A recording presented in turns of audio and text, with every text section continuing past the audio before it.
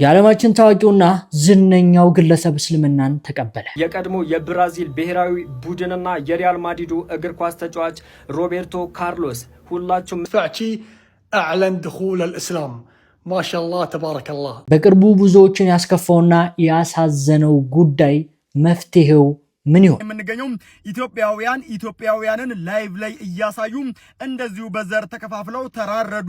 ሞሊድ ሲመጣ ሁሉም ስሜታዊ በመሆን በጭፈራ ሞሊድ ትክክል መሆኑን ለመግለጽ ይሞክራል። سوف نحتفل بمولد سيدنا محمد። አጠቃላይ ሆስፒታል ባሳለፍነው ሳምንት አንዲት የ26 ዓመት እናት 3 ሴትና አንድ ወንድ ልጆችን በአጠቃላይ 4 መንታ ልጆችን ይሄንን ጥያቄ ማንን ልጠይቅ አልኩኝና እንዴ ለምን ይሄን ነገር እየተሳተፈበት ያለው ሙሉ ህዝቡ ስለሆነ ህዝበ ሙስሊም ለቢስቱም ኢላ ቀሊላን ለው አንኩም ኩንቱም ተዕለሙን። አሰላሙ አለይኩም ወራህመቱላሂ ወበረካቱ። የአላህ አዝነቸርነት ሰላም ፍቅር ጤና በያላችሁ በዳን በርሉ በሁላችሁም ላይ ሰይር ነኝ። ዛሬም እንደተለመደው አነጋጋሪ አስተማሪ እጅግ በጣም ምርጥና አዳዲስ መረጃዎችን ይዤ ቀርቤያለሁ። እነዛን ቪዲዮዎችን እንመለከታለን።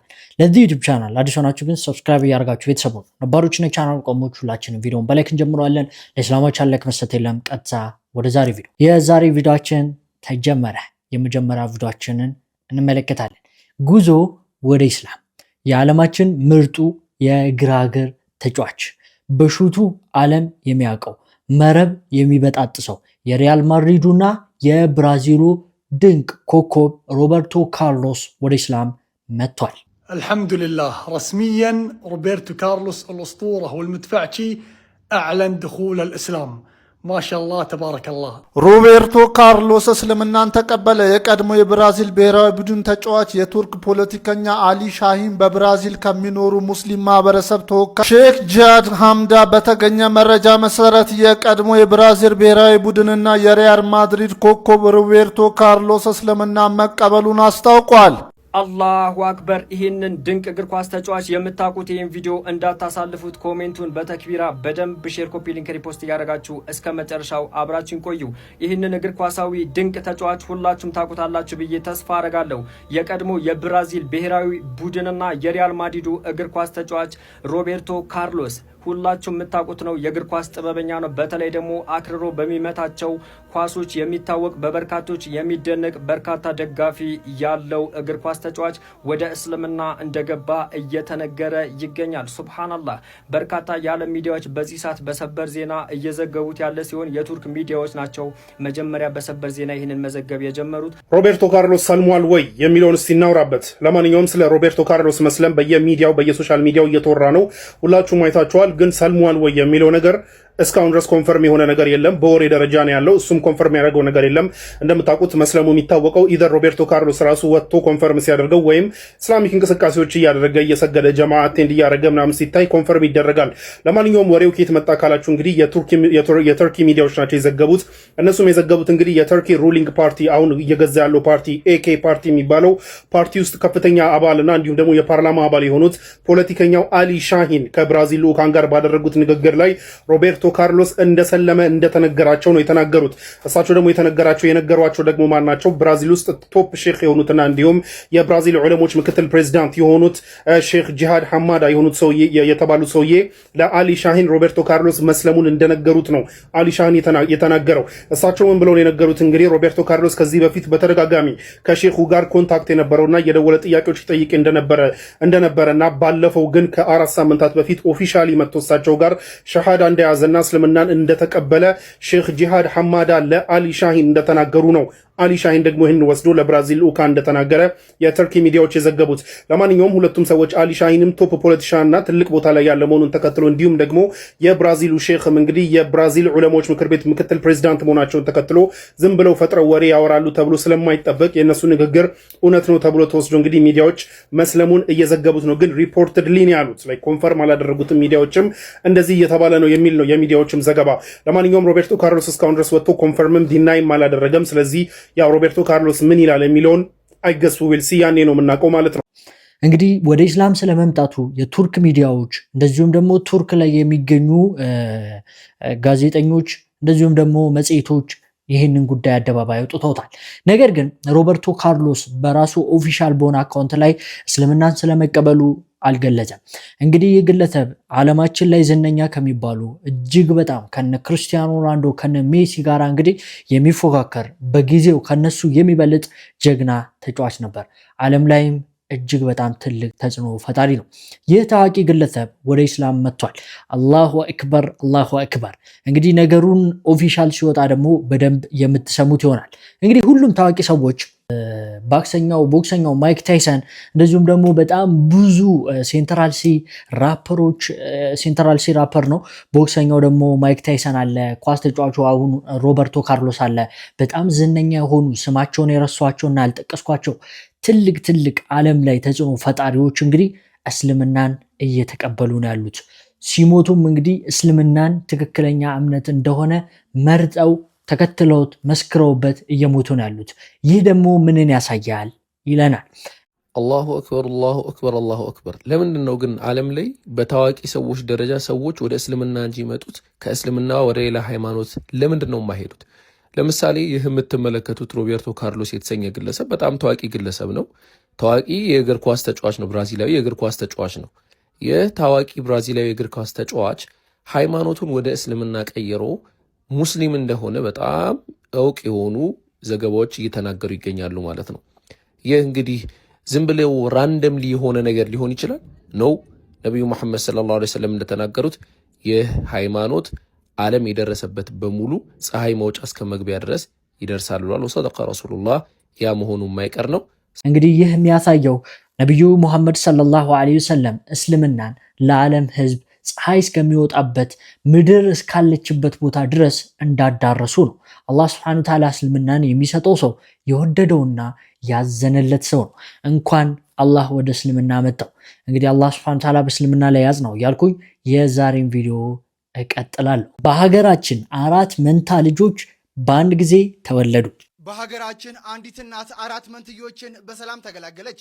በጥሩነሽ ቤጂንግ አጠቃላይ ሆስፒታል ባሳለፍነው ሳምንት አንዲት የ26 ዓመት እናት 3 ሴትና 1 ወንድ ልጆችን በአጠቃላይ 4 መንታ ልጆችን በሰላም መገላገሏን የሆስፒታሉ ዋና ስራ አስኪያጅ ለብስራት ሬዲዮ አስታውቋል።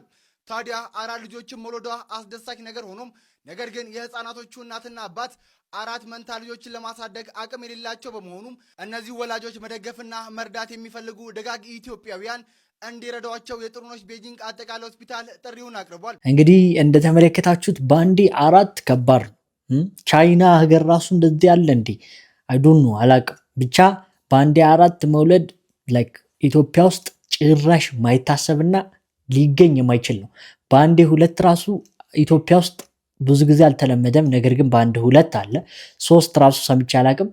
ማሻአላህ ነው። እንግዲህ ያው አላህ Subhanahu Wa Ta'ala ሙስሊሞች እንግዲህ ልጆችን በደንብ እንድናበዛ ዘሮችን በደንብ እንድንተካ የወለድናቸውን ልጆች ደግሞ በዲን ኢስላም በጥሩ ሁኔታ እንድናሳድግ እንግዲህ ያው አዞናል። ስለዚህ አላህ Subhanahu Wa Ta'ala አራቱን ይወፍቃችሁ።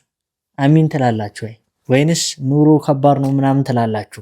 አሁን የምንሄደው ስለ አፈሳ ጉዳይ ነው። አፈሳን በተመለከተ ዶክተር አብይ አህመድ እንዲህ ብሏል። ና መከላከያ ግባ መልስ የለም፣ ና ፖሊስ ግባ መልስ የለም። ቤት ተቀምጦ ሰላም፣ ቤት ተቀምጦ ሰላም፣ ቤት ተቀምጦ ሰላም። ዶክተር አብይ አህመድ ያለውን ነገር አስመልክቶ ብዙዎች ብዙ አይነት ነገር እያሉ ነበረ። ያው ከዛም ውስጥ እንግዲህ እኛ ጦርነት አንፈልግም፣ ወንድም ከወንድም እንዲገዳደል እናንተ ስልጣናችሁ ላይ እንድትቆዩ ነው እኛን ወደ ጦርነት እያስገባችሁን ያላችሁት። ስለዚህ የአፈሳው ጉዳይ እንግዲህ ይቁም፣ እንሰማ ድምጻችን እያሉ ነው የሚገኙት ብዙ ወጣቶች። እንደውም ብዙ ቀልዶች የተቀለዱ ይገኛሉ አፈሳን አስመልክቶ። አፈሳ እንግዲህ እንዳንታፈዝ እንደዚህ እንሄዳለን እያሉ ነው ያሉት። እንግዲህ አንዳንዶቹ ደግሞ የሴት ልብስ ለብሰው የሚወጡም አሉ።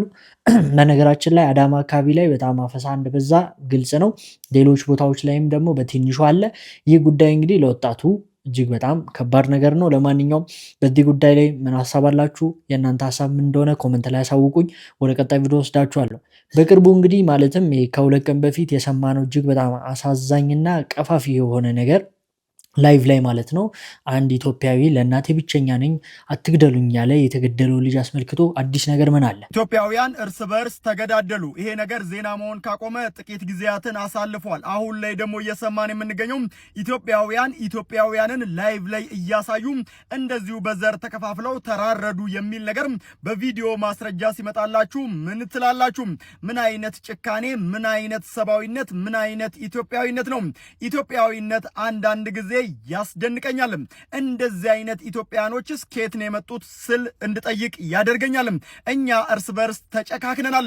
አሁን ላይ በላይቭ አንዱ አንዱን ሲያርደው ሊትራሊ አንገቱን ቆርጦ ሲጥለው እያየን እንገኛለን።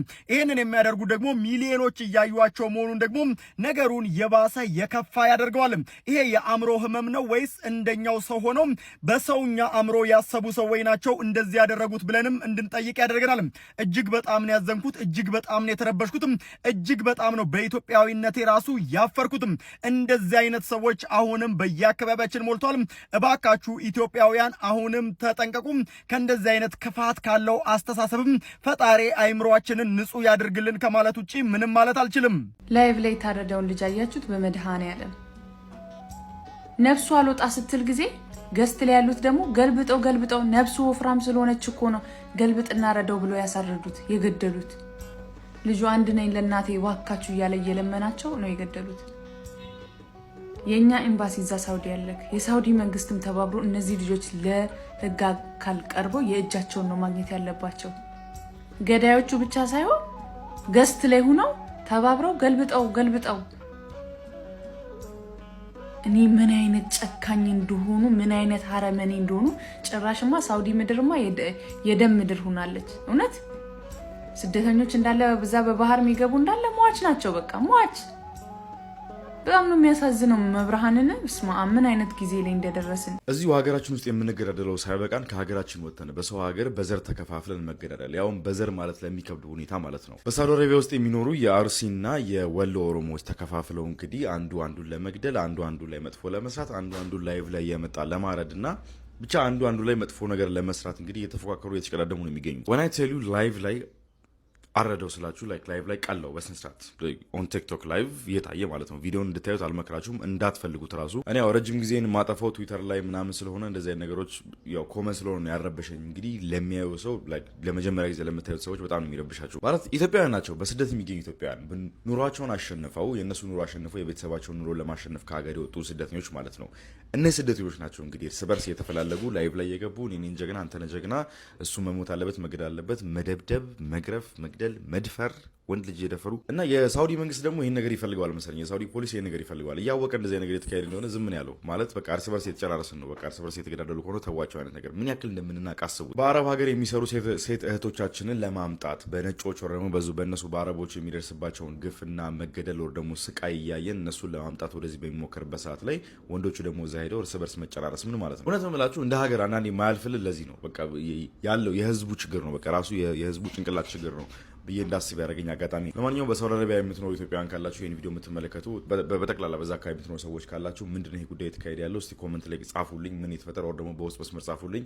ለማጣራት ሞክራለሁ ነገሮችን፣ ከዛ እናንተ ለማቅረብ ሞክራለሁ። ብቻ ለማንኛውም እግዚአብሔር ኢትዮጵያን ከክፉ ይጠብቅልን፣ ህዝቦቿን በዓለም ዙሪያ የተበተኑ ህዝቦቿም እንደዚሁ ከክፉ ይጠብቅልን፣ ለቤታቸው በሰላም ያብቃልን፣ ሀገራቸው ቤታቸው ኢትዮጵያ ሰላም ሆና ወደ ኢትዮጵያ ለመመለስ ያብቃልን። እንግዲህ ብዙዎች በዚህ ጉዳይ ላይ ብዙ ቪዲዮ እየሰሩ ነው ያሉት። እንግዲህ እኛ ሀገር ውስጥ ሳይበቃን ከሀገር ውጭ ወጥተን ሳውዲ ላይም እንግዲህ እንደዚህ አይነት ድርጊቶችን እየተመለከተ እንገኛለን። ያው ልብ የሚያደማ ያንን ነገር ስታዩት በጣም የሚዘገንናችሁ ቀናችሁ የሚያበላሽ በጣም በቃ አይምሯችሁ ሊጎዳ የሚችል ነገር ነው የተለቀቀው። ላይቭ ላይ ቀጥታ ሰው ሁሉ እየተከታተለ ነው ልጁን እንግዲህ የገደሉትኝ። እጅግ በጣም ያሳዝናል ወላሂ። ሳውዲ ላይ ደግሞ የሳውዲ መንግስትን በተመለከተ የኢትዮጵያ ህዝብ እንግዲህ ይታወቃል እርስ በርስ በብሔር በዘር በቃ ሁሉ ነገር ላይ እርስ በርስ እንደተጣላ ነው እና ያንን ነገር እየተመለከተ ዝም እያለ ነው የሚል መረጃ እየሰማሁ ያለሁት። ይህ ነገር ምን ያህል እውነት ነው የሚለውን ነገር እዛ አካባቢ ላይ ያላችሁ ሰዎች ሞር ታውቁታላችሁ ብዬ አስባለሁ። እነዚህ ሰዎች እንደዚህ አይነት ግፍ እንደዚህ አይነት በደል አደባባይ ላይ ላይቭ ላይ ሰርተው ይያዙ ይሁን ወይንስ ደግሞ መንግስት የሳውዲ መንግስት ዝም ይላቸው ይሆን ወይስ ነገሩ ተደባብሶ ሳይታወቁ እነዚህ ገዳዮች ዝም ይባሉ ይሁን የሚለውን ነገር እንግዲህ አላቅም። እናትየው በጣም ነው የምታሳዝነው ወላሂ። እንኳን አይደለም እናትየው ያንን ቪዲዮ የተመለከተ ሰው ሁሉ የሚረብሽ በጣም የሚዘገንን የሚሰቀጥጥ ነገር ነው። አላህ ሱብሓነሁ ወተዓላ እንደዚህ አይነት ነገር አያሰማን። ኢትዮጵያዊነት ማለት ይህ እንዳልነበር ነው የምናውቀው። ነገር ግን አሁን ላይ ኢትዮጵያዊነት ከየትኛውም ማህበረሰብ እንግዲህ ዘግናኝ የሆነ ስራ በመስራት ታዋቂ እንግዲህ የሆነን ያለው አላህ ይጠብቀን። እጅግ በጣም ያሳዝናል። እየለመናቸው ነበረ የገደሉትኝ ለእናቴ አንድ ነኝ አላህን ፍሩ ፈጣሪን ፍሩ እያላቸው እና በጣም የሚዘገንን ነገር ነው። ለማንኛውም አዲስ ነገር ሲኖር አሳውቃችኋለሁ። እናንተ ግን ይህ ጉዳይ ተደባብሶ እውነትም መንግስት ዝም ብሎት ያልፋል ወይ የሚለውን ነገር ብትነግሩኝ ደስ ይለኛል። አሁን የምንሄደው ደግሞ ሐሜትን በተመለከተ ሙስሊሞች ሐሜተኛ መሆን የለባቸውም።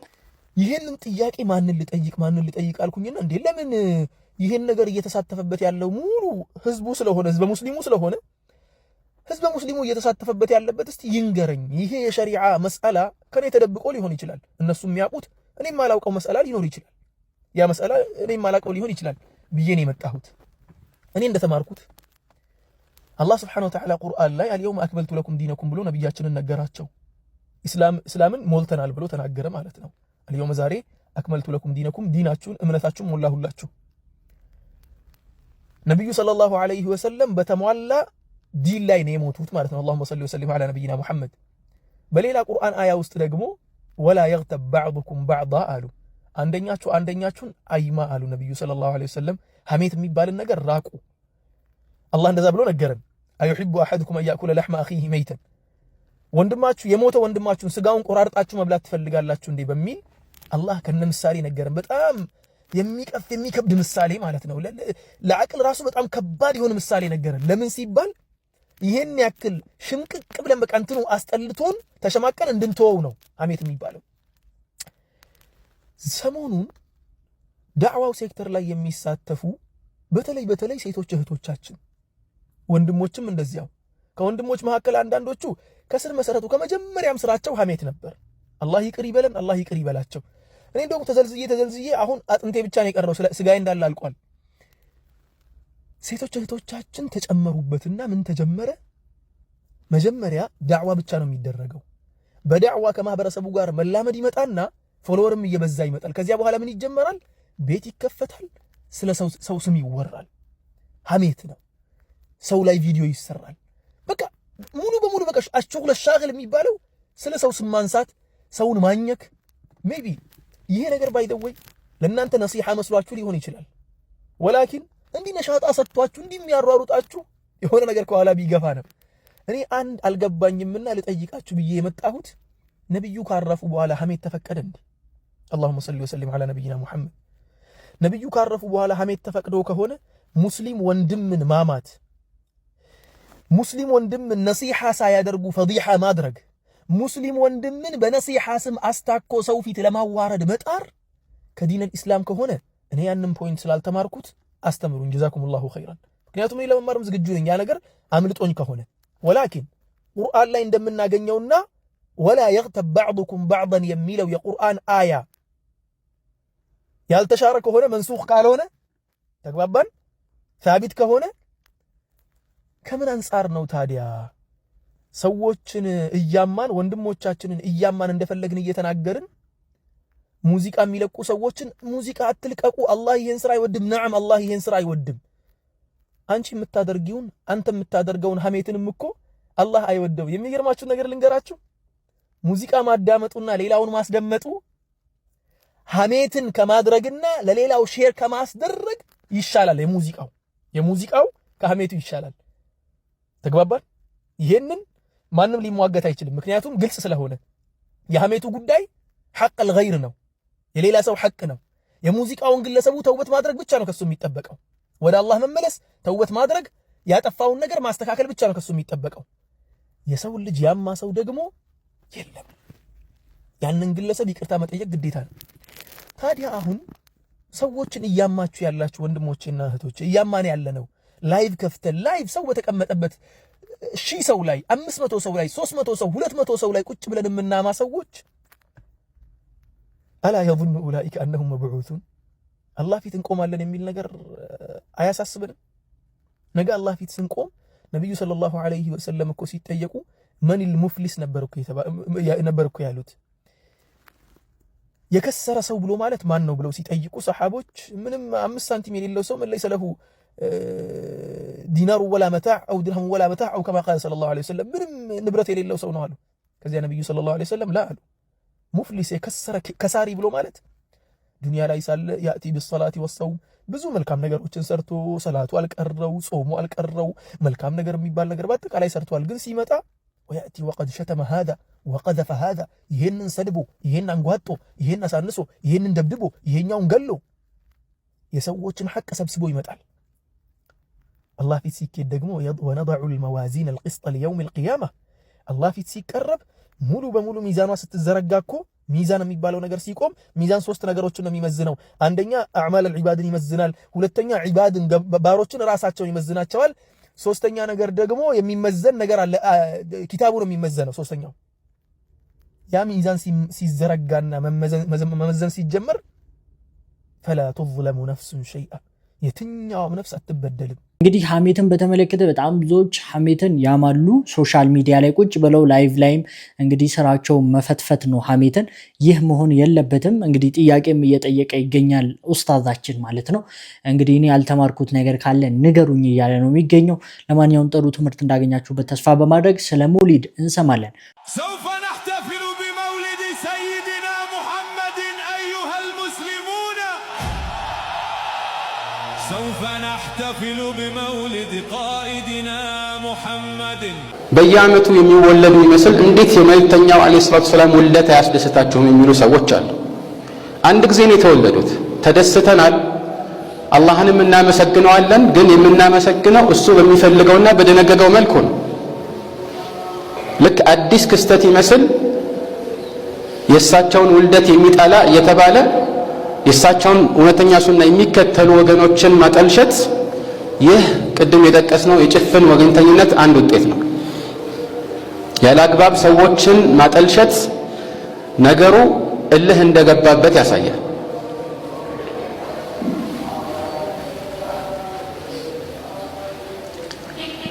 እንደዚሁም መልእክተኛው አለይሂ ሰላቱ ወሰላም ሰኞ ሰኞ ለምን እንደሚጾሙ ሲጠየቁ ከጠቀሷቸው ምክንያቶች መካከል አንዱ ذاك يوم ولدت فيه ያማኔ የተወለድኩበት ቀን ነው ብለዋል። ሌሎች ምክንያቶችንም ዘርዝረዋል። ይህ ብቻ አይደለም። ስለዚህ እሳቸው የተወለዱበትን ቀን ማክበር የሚያሳይ ማስረጃ ይሆናል ከተባለ ይህ እንዲያውም በደንብ ካስተዋል ነው የአላህን ሱብሓነሁ ወተዓላ ጸጋ ማመስገን የተደነገገ ከመሆኑ ጋር በበዓል መልኩ ጠብቆ ማክበር የተደነገገ እንዳልሆነ የሚያሳይ አስረጅ ነው። ምክንያቱም መልእክተኛው አለይሂ ሰላቱ ወሰላም ዓመታዊ በሆነ መልኩ የተወለዱበትን ቀን ጠብቀው በመሰባሰብ እንደ ሁለቱ ዒዶች ይህንን ክብረ በዓል አላከበሩ። እንደዚሁም ሰኞ ሰኞ ይህንን ማድረጋቸው የሚያሳየው በበዓል መልኩ የተያያዘ እንዳልሆነ ነው። ለዚህ ነው ሰኞን የሚያከብሩ ሰዎችን አናውቅም። እንደ በዓል ተሰባስበው ይህ እንደ ጁምዓ መከበር አለበት የሚሉ ሰዎች መኖራቸውን አልሰማንም። በዚህ ላይ ደግሞ መልእክተኛው አለይሂ ሰላቱ ሰላም ይጾሙ ነበር። ጾም ደግሞ በዓልን ከማክበር ጋር የሚጻረር ነው። ለዚህ ነው ሁለቱ ዒዶችን መጾም በሱና ማለት በረሱል ሰለላሁ ዐለይሂ ወሰለም አስተምሮት እና በሁሉም ዑለማዎች ሙሉ ስምምነት የተከለከለ ነው። ለምን? በዓላትን መጾም አይቻልም። በዓል ቢሆን ኖሮ መልእክተኛው አለይሂ ሰላቱ ሰላም አይጾሙም ነበር ማለት ነው። ስለዚህ እውነተኛ የእሳቸው ተከታይ ከሆነም እሳቸው እንዳደረጉት ሰኞ ሰኞ መጾም ተገቢ ሆነ። በተመሳሳይም መልኩ መልእክተኛው አለይሂ ሰላቱ ሰላም ወደ መዲና በመጡበት ጊዜ አይሁዳውያን የአሹራ ቀንን ይጾሙ እንደነበረ ሲመለከቱና ምክንያቱን ሲጠይቋቸው ይሄ አላህ ሙሳን ከፊርዓውን ነፃ ያወጣበት ቀን ነው፣ በፊርዓውን ላይ ድልን ያቀናጀበት ቀን ነው ሲሏቸው እሳቸው ያንን ቀን ዓመታዊ በሆነ መልኩ እንደ ሁለቱ ዒዶች እናክብር አይደለም ያሉት፣ እንጹመው አሉ። ይህ አላህ ሱብሓነሁ ወተዓላ ተግባራዊ በሆነ መልኩ ጸጋውን እያወሱ ማመስገን ተገቢ እንደሆነ ያሳያል። ነገር ግን ውስን ክስተትን በተመለከተ መልእክተኛው በጾም እንዳሳለፉት እንጂ ልደታቸውን በየዓመቱ ማክበር የሚደነገግ መሆኑን የሚያሳይ በቅያስ ላይ የተመሰረተ አስረጅ ሆኖ ሊቀርብ አይችልም። የአምልኮ ተግባር በቅያስ ላይ ሙሉ ለሙሉ የተመሰረተ ሊሆን አይችልም። አፈጻጸምን፣ አኳኋንን እና የመሳሰሉ ዝርዝርና ቅርንጫፋዊ ነገሮችን በቅያስ ወይም አመክንዮአዊ በሆነ የሸሪዓ እይታ ማረጋገጥ ይቻላል። ነገር ግን የሌለን አምልኮ ሙሉ ለሙሉ ከሌላ ጋራ በማስተያየት እንደ አዲስ መፈልሰፍና መፍጠር ተገቢ አይደለም። ስንትና ስንት ጥፋት የሚያጠፉ ሰዎች፣ ከእስላም የራቁ ሰዎች የዓመት ረቢዑል አወልን ጠብቀው መስጂድ ገብተው ጨፍረው አስጨፍረው የሙዚቃ መሳሪያ መስጂድ አስገብተው የነቢ መውሊድ ነው ይላሉ። የተከበረው ስጁድ ሩኩዕ የሚደረግበት ቁርአን የሚቀራበት በአደብ ዒልም የሚነገርበት መስጂድ የጭፈራ ቦታ ሆነ። የተከበረው ቁርአን ሐዲስ የሚነገሩበት ሚንበር ላይ ሁሉ ተወጥቶ መጨፈር ተጀመረ። ቀልብ የሚያደርቅ የሙዚቃ መሳሪያ ክራር፣ ጊታር፣ ክላሲካ ተጨምሮ ድቤ ተጨምሮ የነቢዩ ውዴታ በዚህ መልኩ ሆነ። ከመቼ ጀምሮ ነው ዒባዳ በጭፈራ የሆነው? ዒባዳ በሙዚቃ መሳሪያ የሆነው? ያ አብደላህ ወያ አመተላህ፣ ዒባዳና የሙዚቃ መሳሪያ እንዴት አብሮ ይሄዳል? ዒባዳና መጨፈር መዝለል እንዴት አብሮ ይሄዳል? ዒባዳው እኮ ዙል ነው፣ ሰኪና ነው፣ ኹዱዕ ነው፣ ኢንኪሳር ነው። ዒባዳ ከሆነ ወደ አላህ መቃረብ ከሆነ የተፈለገበት ዝቅ ማለት፣ ስብር ማለት፣ መተናነስ፣ መፍራት ነው ዒባዳ እንጂ ጭፈራና ዒባዳ እንዴት ይሄዳል? ይሄ የኢብኑ ቀይም ጥያቄ ነው። ፈመታ ካነት ዒባደቱን ቢመላሂ፣ ከመቼ ጀምሮ ነው ዒባዳ በጭፈራ የሆነው? ከመቼ ጀምሮ ነው ዒባዳ በሙዚቃ በዘፈን የሆነው? የዘፈን መሳሪያን የከለከሉትን ነቢይን አለይሂ ሰላቱ ወሰላም ከዘፈን መሳሪያ ጋር እንዴት ነው የምናያይዛቸው? መንዙማ የሚባለው ነገር ዛሬ ዘፈን ሆኗል። ከስሜት ልንወጣ ይገባናል። ስንትና ስንት ሱና አለ፣ ስንትና ስንት ዒባዳ አለ። ሙስሊሞች ሆይ ራቃችሁኝ እኮ ያሉ የሚጠሩ ዒባዳዎች አሉ አይደል? ሙስሊሞች ሆይ ለማን ተዋችሁኝ፣ ለምን ተዋችሁኝ ያሉ የሚጠሩ ሱናዎች አሉ አይደል? ያን ሁሉ ሱና እርግፍ አድርገን ትተን በዓመት አንዴ ከነቢዩ ሱና የራቀ ህዝብ ተሰብስቦ ያው መስጂድ ላይ የጨፈር በሙዚቃ መሳሪያ የታጀበ ዘፈን ማቅረብ ያው በሰላዋት ስም ያው በመውሊድ ስም ወላሂ የሚያሳፍር ነው። ወላሂ የሚያሳዝን ነው። የአላህን በላ ቁጣ ሊያመጣ የሚችል ነው። የመስጂድን ክብር የሚንቅ ነው። አቅም ያለው ስልጣን ያለው ይሄን ጥግ ሊያስይዝ ሊያስተካክል ይገባል።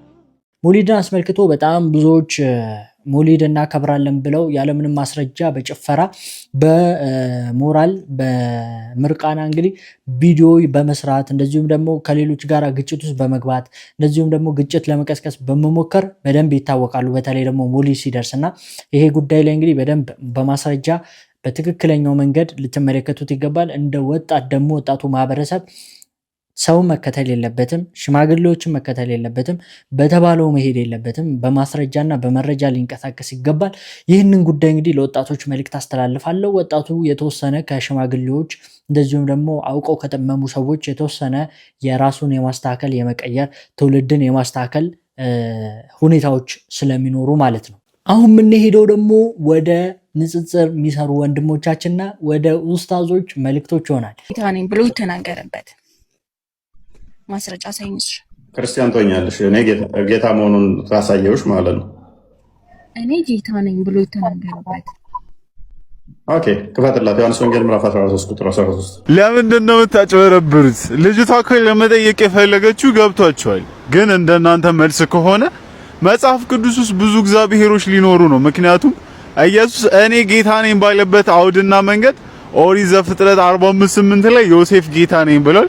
ኦሪት ዘጸአት 7:1 ላይ ደግሞ ሙሴ አምላክ ተብሎ ተጠርቷል። ነገር ግን አምላክነትና ጌትነታቸው ልክ እንደ ኢየሱስ በሐዋርያው ሥራ 2:36 ላይ እንዳለው እግዚአብሔር በመደረግ በጸጋ ያገኙ ስለሆነ ፈጣሪ ወይንም አንዱ አምላክ አላስባላቸውም። እና የልጅቷ ጥያቄ ኢየሱስ ልክ እንደ ቀደምት ነቢያት በጸጋ ጌታ ነኝ ብሏል አላለም ሳይሆን እኔ መመለክ የተገባውን አንዱ አምላክ ነኝ ብሎ ተናግሯል ወይ የሚል ነው። እውነታው ግን ፈጽሞ አላለም። እንደውም በተቃራኒው በማርቆስ ወንጌል ምዕራፍ 10 ላይ አንድ ሰው ወደ እርሱ እየሮጠ መጥቶ ቸሩ መምህር ሆይ የዘላለም ሕይወትን ወርስ ዘንድ ምን ላድርግ ብሎ ሲጠይቀው ኢየሱስም ስለምን ቸር ትለኛለህ? ከአንዱ ከእግዚአብሔር በቀር ቸር ማንም የለም ብሎ ነው የመለሰው።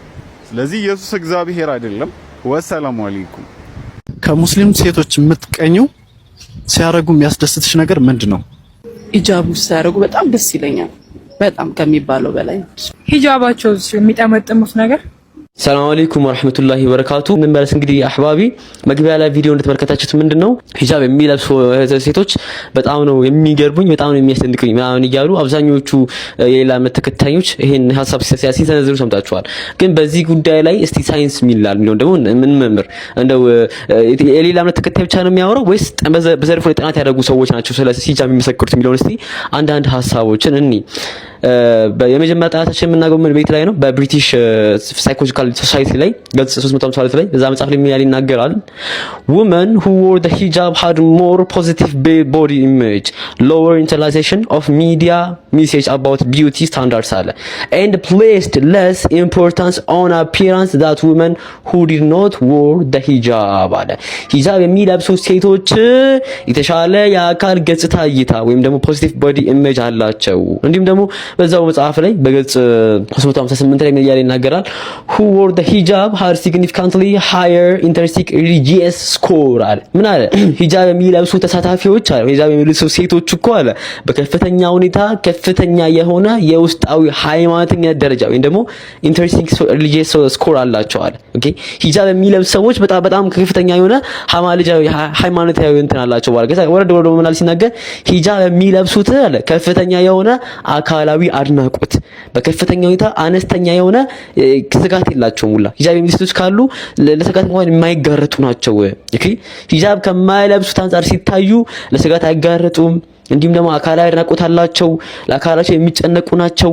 ኦኬ ለውታቸው የሚጨነቁ ሴቶች ናቸው። ምን ሂጃብ የሚያደርጉ ሴቶች እያሉ ይነገራል ብሪቲሽ ሳይኮሎጂካል ሶሳይቲ ማለት በመጽሐፉ ላይ። ስለዚህ ስለ ሂጃብ ሌላ እምነት ተከታይ ብቻ ሳይሆን በዘርፉ ላይ ጠለቅ ያለ ምርምር ያደረጉ ምሁራኖች እንኳን እንዲህ በአድናቆት ሲናገሩ እንመለከታቸዋለን። ለዛ ነው አምላካችን አላህ ቁርአን ላይ ሴቶችን ሂጃባችሁን አርጉ ተሸፋፈኑ ያለ ሲናገር ከነዚህ ነገራቶች አንፃር ነው። ዘመኑ ላይ የምናየው መጥፎ ነገር እንኳን በዚህ ጉዳይ መቅረፍ እንችል ነበር። አንድ ሴት ልጅ ራሷን የምትሸፋፈን ከሆነ በወንድ ልጅ እይታ ዘንድ የተጋረደች የምትሆን ከሆነ ዘመናችን ላይ የምናየውን መሰል የድፍረት የተለያዩ ቅጣቶች ቀንሰው ወርደው እንመለከታቸው ነበረ። አምላክ አላህ ዘመናችንን በሰላም ያርገንን፣ ሴቶቻችንንም በሂጃብ ይዋጉና የሚደምቁ ያርጋቸው። ምርጥ ሴት ማለት አሉ ነብዩ ሰለላሁ ዐለይሂ ወሰለም። ምርጥ ሴት ሴቶች እየሰማችሁ ነው። ምርጥ ሴት ኸይሩ ኒሳኢ ምርጥ ሴት ማለት አለቲ ተሱሩሁ ኢዛ ነዘራ ሴት የምታስደስተው ልክ ሁሌ እሷ ጋር ባሏ ጋር ፈገግተኛ ናት፣ እንዲጨነቅ ማታደርገው ሴት የምታስደስተው ወቱጢዑሁ ኢዛ አመረ ያዘዛት ጊዜ የምትታዘዘው ነው። አያ ያዘዛት ጊዜ የምትታዘዘው መልካም ሴት እሷ ናት። ወላ ቱኻሊፉሁ ፊ ነፍሲሃ ወማሊሃ ቢማ የክረህ እሱ በሚጠላው ነገር በገንዘቧም በነፍሷም የማትኸልፈው። ረዋሁ ነሳኢዩ ወሰሐሐሁ አልባኒ ሰሂህ አንተ ሐዲስ። ሴት ደስ የምትለው ያዘዛት ጊዜ መርሐባ አንተ አዘኝ የምትል ትዳር እንዲያምር ያደርጋል። ትዳር እንዲያምር ከሚያደርጉ አንዱ ትእዛዝ ማክበር ነው። እህቶች የባሎቻችን ትእዛዛት አክሱም ሙስሊሞች መስጂዳቸውን ሰግደው አዛን የሚያወጡበት ትብታቸው ተቀበረው ቦታ ላይ አጸደ ገላቸው በክብር የሚያርፍበት ዘመን ይመጣ ዘንድ አላህ ዘንድ ተስፋ አለ። የአላህ እዝነት አንተ ላይ ከሆነ ማን ሊጨክንብህ? እህቴ የአላህ እዝነት በአንቺ ላይ ከሆነ ማን ሊጨክንብሽ? የአላህ እዝነት እሱ ላይ የሆነ ሰው የታደለ ሰው ነው። አንተ ለመካለው መመካየም አለታይም ኩራቴም ድጋፌም አንተው ነህ። ጠበቃዬም ዋሴም አንተው ነህ። ጠባቂዬም አንተ ነህ። ልጆቼንም ቤተሰቤን ንብረቴን የምትጠብቅልኝ ጌታ አንተው ነህ። አንተ ያልከው አይቀርም። አንተ ያልወሰንከው ሊሆን አይችልም። አለይከ ተወከልቱ። እንግዲህ እንደተመለከታችሁትኝ ጥሩ የሆኑ መልእክቶችና ዳዋዎችን አስተማሪ የሆኑ ቪዲዮዎችን ተመልክታችኋል። አላህ በሰማችሁት ምትሰሩ ያርጋችሁ፣ እኔንም በሰማሁት አላህ ምሰራና ተገብር ያርገኝ ያልኩኝ። አሁን ወደ ተፈኩር ቪዲዮአችን እንሄዳለን። መጀመሪያ ሲወለድ ወንድ ነው፣ መጨረሻ ላይ ግን ሴት ሆኖ ስለሚሞተው ፍጥረታት ነው ዛሬ የምናነሳው። ሰላም ቤተሰቦች፣ ሁሉ መልካም? ሰላም ወንድሜ፣ ሁሉ ሰላም? ሬቨን ኤል ይባላል። በዓለም ላይ ካሉ በጣም ገራሚ ከሚባሉት የባህር ፍጥረታቶች ውስጥ አንዱ ነው። ሲፈጠር መጀመሪያውኑ ወንድ ሆኖ ነው የሚፈጠረው። ልጅ እያለ ቀለሙ ጥቁር ነው ከለሩ። ልክ ለአቅመ አዳም ሲደርስ ወይም ደግሞ ስፐርም ሴል ማምረት በሚጀምር ሰዓት ከለሩ ሰማያዊ ይሆናል። መጨረሻ ላይ ጾታውን ወደ ሴትነት በሚቀይር ሰዓት ደግሞ ቢጫ ይሆናል። ወንድ ሆኖ ነው የሚፈጠረው። ከዛ በኋላ ልክ ስፐርም ሴል ማምረት ጀምሮ እንደ ወንድ የዘር ፈሳሹን ስፐርም ሴሉን እያቀበለ ለሴቷ እንቁላል ይጣላል፣ ይወለዳል። ነገር ግን እድሜው ሲሄድ እንቁላል ማምረቱን ያቆምና ጾታውን ስፐርም ሴል ማምረቱን ያቆምና ሴት ይሆናል አጠቃላይ ኮምፕሊትሊ። ከዛ እንደ ሴት እንቁላል ማምረት ይጀምራል። የጌታዬ ስራ በጣም ነው የሚገርም። ያ ሪበን የተባለበት ነገር ምንድነው? እዚህ አፍንጫው ላይ ልክ እንደዛ ጨርቅ ወይም ከረባት የሚመስል ነገር እንደዚህ ያለው እሱ ነገር ምግብን ፈልጎ ለማግኘት ዲቴክት ያደርግበታል በሱ ነገሩ። በጣም የሚገርመውና ልዩ ነገሩ ግን ምንድነው? ለራሴ እንደ ሰው የሚገርመኝ ነገር በአንድ ጊዜ ሴትም ወንድ መሆን ግን አይችልም። ወንድ ነበር ካልን ወደ ሴትነት ሲቀየር ወንድነቱን 100% ጥሎ ነው። ወንድም ሴትም አይሆንም ለሽግግርም ቢሆን በቃ ሴት ሲሆን አጠቃላይ ወንዳዊ ነገሮችን ሁሉ ይከስማል ማለት ነው። ከዛው ሴት ነው የሚሆነው። ሴት ሲሆን ደግሞ ሙሉ ሴት ነው። ከወንዳ ወንድነቱ ምንም ነገር ይጥላል፣ በቃ አይኖረውም ማለት እና የጌታዬ ስራ አይገርምም? ተፈኩርን ሁሌ ስንመለከት ሱብሃንአላህ እያለ እንደሆነ ተስፋ አረጋለሁ። በአላህ ሱብሃነሁ ወተዓላ ስራ መታጀብ፣ በአላህ ሱብሃነሁ ወተዓላ በፈጠራቸው ነገራቶች ማስተንተን እጅግ በጣም አስፈላጊ ነው። ሁሌም ቢሆን በአላህ ስራ እንደተገረምን ያለ ነው። ሁላችንም እንግዲህ የዛሬውን የመጨረሻ ቪዲዮ ልንመለከት ደርሰናል። የውጪ መረጃዎች ናቸው። የበሻር አልአሰድ ከዝን የሆነው ዊሳም አልአሰድ የሶሪያ ፍርድ ቤት ዛሬ በዋለው ችሎት የሞት ፍርድ ፈርዶበታል። በዚህም እንግዲህ የበሻር አልአሰድ ቤተሰብ ሆኖ የመጀመሪያው በሶሪያውያን ቁጥጥር ስር ሆኖ ሞት የተፈረደበት ሰው ሆኗል ማለት ነው።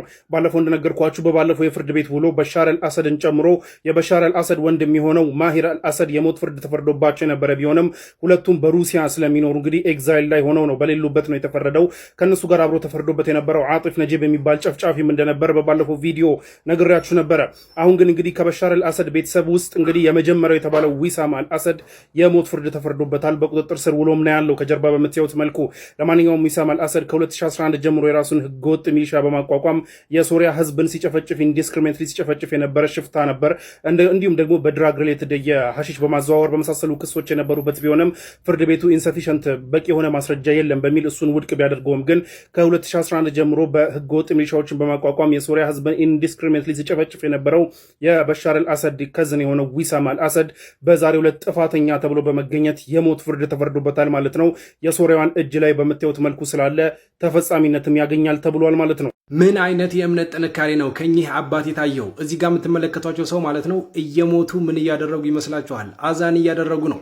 እዚህ ጋር የምትመለከቷቸው እንግዲህ የነብዩ መስጂድ የመስጂድ ነበዊ ማለት ነው ለረጅም ጊዜ ሙዓዚን የነበሩት ማለት ነው ሼክ ፋሲል ኖዕማን ናቸው። እናም እንደምትመለከቷቸው በጠና ታመው ነው በዚህ ዓመት ሆስፒታል ውስጥ ገብተው የመጨረሻ እስትንፋሳቸው ማለት ነው ያለ ረጅም ጊዜ ያደረጉት ያን ሰውን ወደ መስጂድ የሚጣሩበት አዛንን ነበረ እና ይህ ሁኔታቸው ማለት ይህ ተግባራቸው ብዙዎችን አስገርሟል ማለት ነው። አስቡት እስኪ ለረጅም ዓመታት ያደረጉት የአዛን በመጨረሻም ህይወታቸው ሲያደርጉት ሱብሃንአላህ።